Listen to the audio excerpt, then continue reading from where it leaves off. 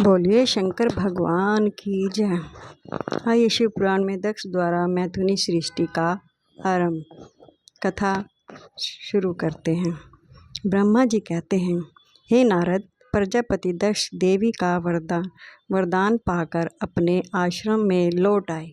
मेरी आज्ञा पाकर प्रजापति दक्ष मानसिक सृष्टि की रचना करने लगे, परंतु फिर भी प्रजा की संख्या में वृद्धि होती ना देखकर वे बहुत चिंतित हुए और मेरे पास आकर कहने लगे, हे प्रभु, मैंने जितने भी जीवों की रचना की है वे सभी उतने ही रह गए, अर्थात उनमें कोई भी वृद्धि ना हो पाई।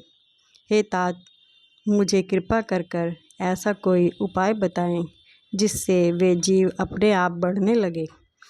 ब्रह्मा जी बोले, प्रजापति दक्ष, मेरे बात ध्यानपूर्वक सुनो। तुम त्रिलोकीनाथ भगवान शिव की भक्ति करते हुए यह कार्य संपन्न करो। वे निश्चय ही तुम्हारा कल्याण करेंगे।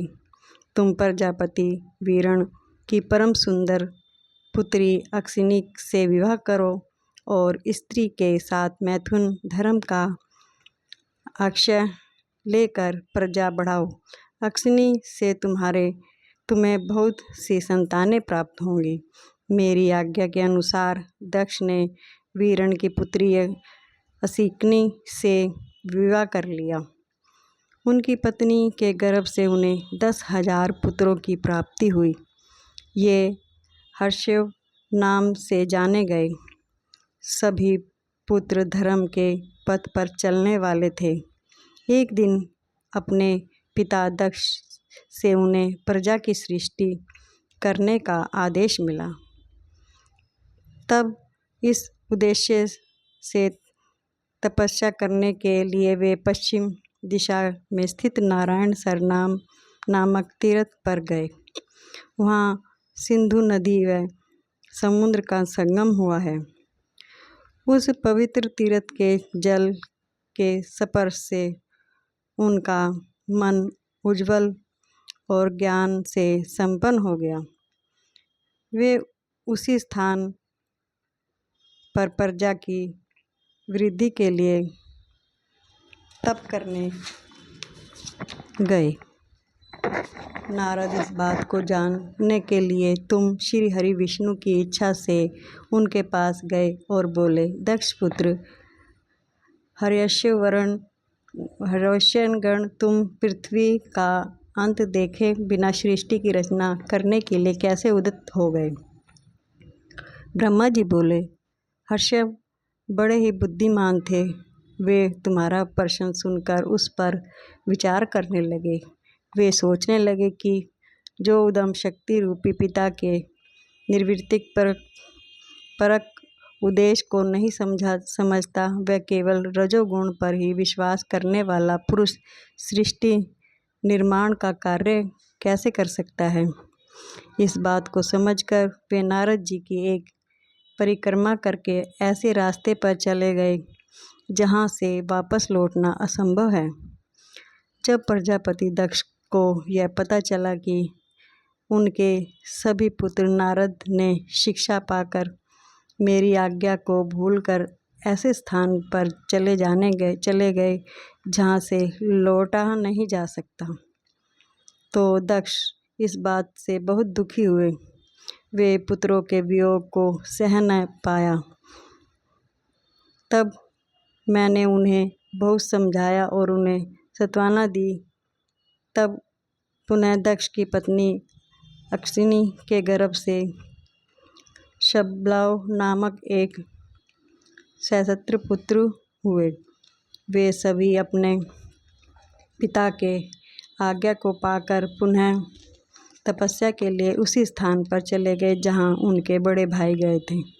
नारायण सरोवर के जल के स्पर्श से उनके सभी पाप नष्ट हो गए और मन शुद्ध हो गया। वे उसी तट पर प्रणव मंत्र का जाप करते हुए तपस्या करने लगे। तब नारद, तुमने पुनः वही बातें जो उनके भाइयों को कही थी उन्हें भी बता दी और तुम्हारे दिखाए मार्ग के अनुसार वे अपने भाइयों के पथ पर चलते उद्रवगति को प्राप्त हुए। दक्ष को इस बात का से बहुत दुख हुआ और वे दुख से बेहोश हो गए।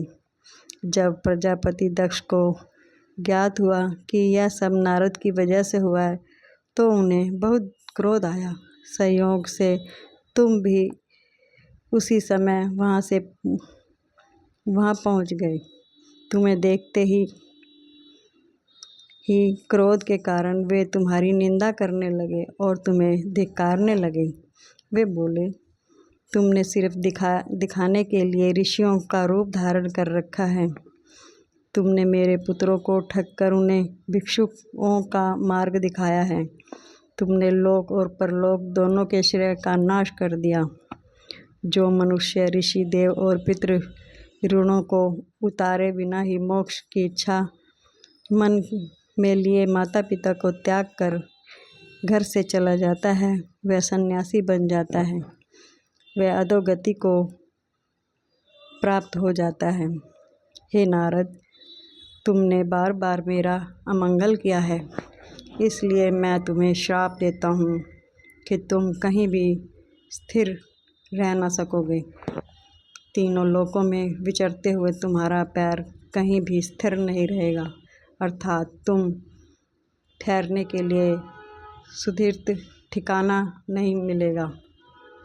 नारद, यद्यपि तुम साधु पुरुषों द्वारा सम्मानित हो, परंतु तुम्हें शोकवंश दक्ष ने ऐसा श्राप दिया है जिससे तुमने शांत मन से ग्रहण कर लिया है और तुम्हारे मन में किसी प्रकार का विकार नहीं है। बोलिए शंकर भगवान की जय। इसकी अगली कथा बाद में सुनाते हैं। बोल शंकर भगवान की जय।